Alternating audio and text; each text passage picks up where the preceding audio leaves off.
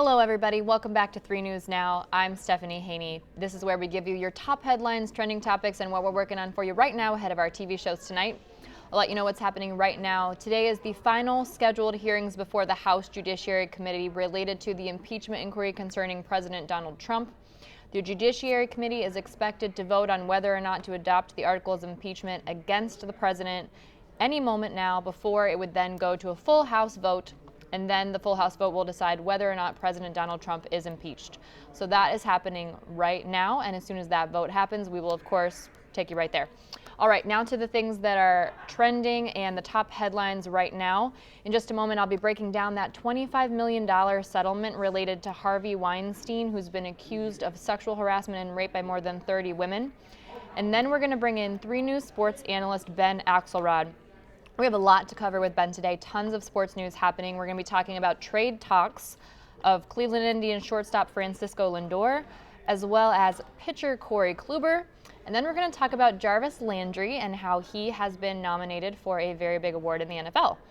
And finally, some very good news for donut lovers out there, how you can get yourself a dozen Krispy Kreme donuts for just $1. Okay. First things first, we are going to discuss the Harvey Weinstein settlement and how many of the women involved in that settlement are not happy. One of the women involved, Zoe Brock, she is a model who was one of the first women to accuse Weinstein of sexual misconduct. She said this in a statement: "This settlement breaks my heart. I have signed it only because I have explored every other legal option and at this point have found no alternative." So at this point, you might be asking yourself, if the women aren't happy with the settlement, why are they doing it? Well, that's because some of the women have expressed that they have a sort of now or never kind of feeling about whether or not they'll be compensated in any way for what they've said Harvey Weinstein has done to them, because this settlement is tied up with the bankruptcy of the Weinstein Company. This is part of a greater $47 million settlement. So as part of this settlement, $25 million is earmarked for the women who say that Harvey Weinstein has committed sexual harassment, sexual misconduct, all the way up to rape against them. $6.2 million of that $25 million will be split up between 18 women, so none of those women will get more than $500,000. The remainder of that money, about $18.5 million, will be set aside in a settlement fund for a class action lawsuit filed in New York. If you're wondering how this impacts Harvey Weinstein, the answer is it doesn't really impact him very much, to be frank. This ends most of the civil lawsuits pending against Weinstein, does not require him to admit any wrongdoing or pay anything out of his own pocket to the people who have accused him of these sexual misconduct issues. It also has no impact on his upcoming criminal trial. Weinstein is set to go to trial in Manhattan on January 6th on rape and sexual assault charges involving 2 women. And just so you're aware, Weinstein says that any sexual activity that occurred was completely consensual and has pleaded not guilty in that case. All right, now we're going to bring up our sports analyst, Ben Axelrod, and we're going to be talking about the Cleveland Indians and the Cleveland Browns. We'll be talking about the trade rumors heating up surrounding shortstop Francisco Lindor, as well as pitcher Kluber. And then we're going to talk a little bit about wide receiver Jarvis Landry for the Cleveland Browns and the honor that has been announced that he will get to take part of. And that award will be coming to him shortly. So we'll hear all about those things and what's going on in Major League Baseball with Ben. Ben, thanks for joining us on the live stream. Thanks for having me. All right, what's going on with Lindor? I thought we were saying we're probably going to hang on to him for a while. Yeah, that's, this time of year you've always got to take every report really with a grain of salt because you try to leak things out there to maintain your leverage and to kind of posture with other teams. So I think the last time we talked, the report was that the Indians didn't want to trade Lindor this offseason, that they wanted to wait until next season. And on the surface, that just didn't add up. It didn't add up that if they're going to trade him, this is the offseason to do it, at the very latest at the trade deadline in July, just because he loses so much value next year. So you look at it kind of big picture, and if there was a leak out there that said they didn't want to trade him, that could be the Indians theoretically posturing that, hey, we don't need to trade this guy. We still have him under contract for another season. But I didn't really expect that to be the end of our Francisco Lindor discussions this offseason, and lo and behold, it certainly is not. There was a report yesterday from Bob Nightingale of USA Today that The Indians and Dodgers are engaged in serious conversations about Lindor, and he mentioned, two of the top prospects in the Dodgers organization who could be coming back in a trade. So, right now this thing is only heating up. We've seen, big free agent signings this week. Anthony Rendon signing with the Los Angeles Angels, Garrett Cole signing with the New York Yankees, Steven Strasburg re-signing with the Washington Nationals. And now that the free agent train has really gotten moving, now you start to look to the trades where teams who might have been in the race for some of those players and didn't get them, they might turn to the trade market. And there's not a bigger trade asset out there right now maybe than Francisco Lindor. Can I just say, as someone who lived in LA, I hope everyone else is as frustrated and annoyed about the Los Angeles Angels and the Los Angeles Dodgers as I am. Well, can we just keep them separate? What was wrong with Anaheim? Right, I was going to say, they play in Anaheim, right? Yes. It's a marketing thing, I think. I don't know. It makes it very confusing. Okay, I had to get that out there. I remember them as the California Angels. Angels in the outfield. Right, yes. That was a great movie. That was a classic. Okay, so for the Los Angeles Dodgers, yes, why are they so special? Why are we so serious about talking with them about trading Lindor? So that's what the most interesting thing about the report yesterday was if you were going to look at a team to trade for Francisco Lindor, they have to check off a lot of boxes.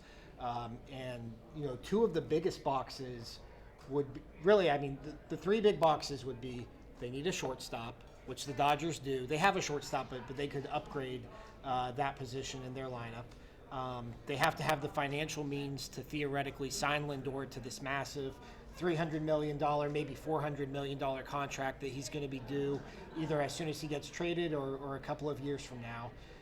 And they have to have the prospects, the top-end prospects that the Indians would be interested in acquiring, because you're not just going to give up a guy like Francisco Lindor for nothing. So the Angels check all those boxes. They're a big market team. Dodgers, right? The Dodgers, I'm sorry. The Dodgers check all those boxes. They have one of the biggest payrolls in baseball, or they have had one of the biggest payrolls in baseball. They have one of the deepest farm systems. They haven't, a lot of these teams like the Yankees and the Red Sox, they get in the habit of trading away their prospects to bring in players like Lindor. The Dodgers have been holding on to their prospects, maybe to make a move like this. So they have the prospects and they have the money. So they check all the boxes, and they're the team that's been linked to the Indians all along in this thing. So the fact that they were the team mentioned in the report yesterday, you kind of take it a little more seriously than you might if it was a team that didn't check those boxes.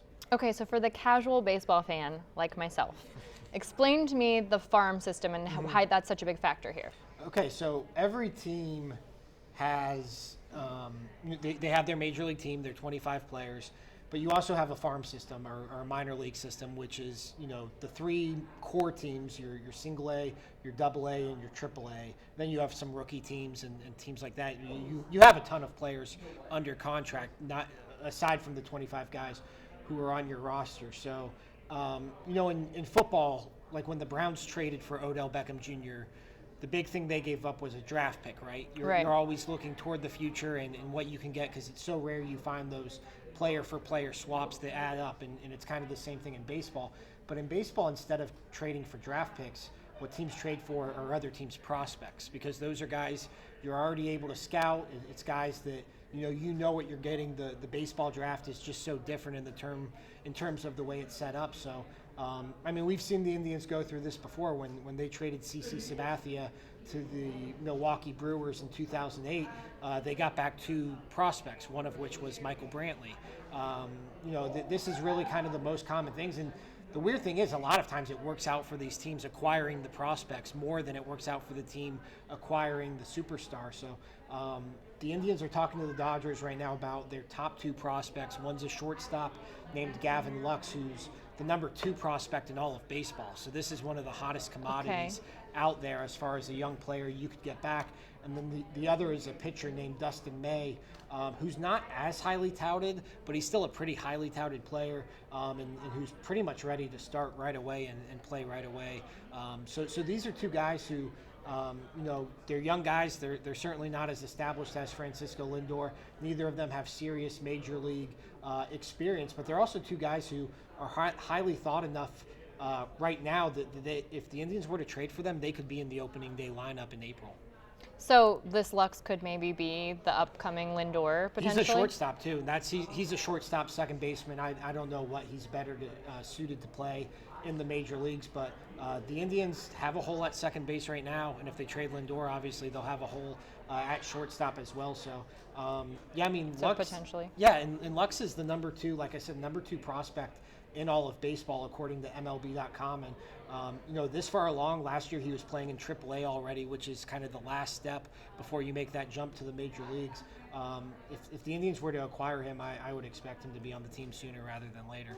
Interesting. Okay. Well, let's talk about the other trade talk that's really heating up right now with Indians pitcher Corey Kluber. What's going on with that? Well, this might be why I have the Angels on the brain too. There was a report yesterday from The Athletic that the Angels are interested in Corey Kluber, who's been with the Indians for his entire career, won 2 Cy Youngs, one of the most decorated pitchers in all of baseball. It's not necessarily surprising. The Indians have a surplus of pitching and really a surplus of young pitching, and Corey Kluber isn't a young pitcher. He's going to be 34 by the time the season opens up. They dangled him in trade talks last year, both him and Trevor Bauer, and just nothing came to fruition, and then he was hurt for most of the year. Some of the names that have come up, it's not the Angels' top prospects. And Kluber, like I said, between his age and his recent injury history, you're not going to get the same return on him that you got for that you could get for a Francisco Lindor. It's just kind of apples and oranges. But the Dodgers are also a team that have been linked to Kluber too. So I also wouldn't rule out the possibility that if the Indians and Dodgers get pretty far along in these Lindor trade talks, maybe Kluber gets involved and it becomes a mega trade where the Indians are sending the Dodgers both Francisco Lindor and Corey Kluber. But these talks I take almost a little more seriously just because it's the second offseason we've heard Corey Kluber's name brought up in these trade talks. It makes sense just from a personnel standpoint for the Indians to move on from Corey Kluber at this point. And I just tend to think that if you had to ask me which one of the 2 players is more likely to get traded between now and the start of the season, I'd say Corey Kluber. Okay. Well, we'll be keeping an eye on that. We know you will be as well, too. We have these stories up on WKYC.com. Now let's talk about something I know just a little bit more about, football. Just a little bit more.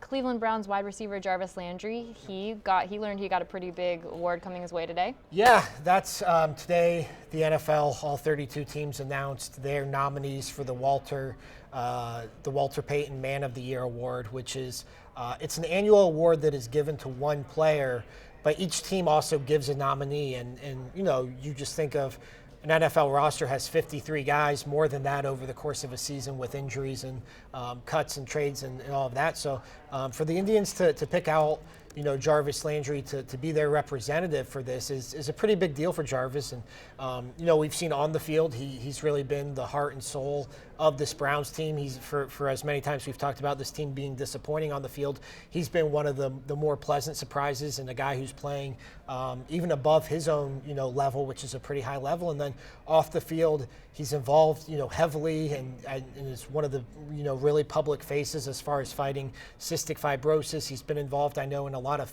youth football organizations and youth football causes, both in Northeast Ohio and in his home state of Louisiana. So, Jarvis kind of really fits the mold of what this Browns organization is trying to be. And I don't know if he's going to win, the big award. And if you're ever watching a game and you'll see, Drew Brees has this special patch on his jersey. Jason Witten on the Cowboys has one.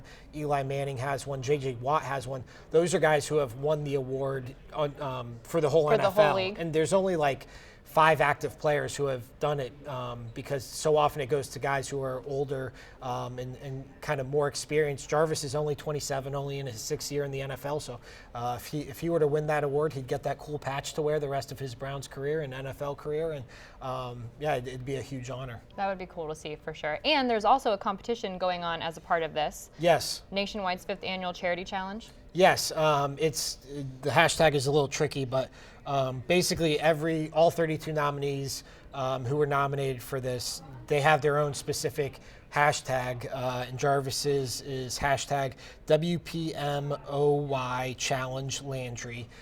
So whichever nominee gets has their fans use that the most, I think they get $25,000 to a charity of their choice, and then I know there's a prize for second and third place.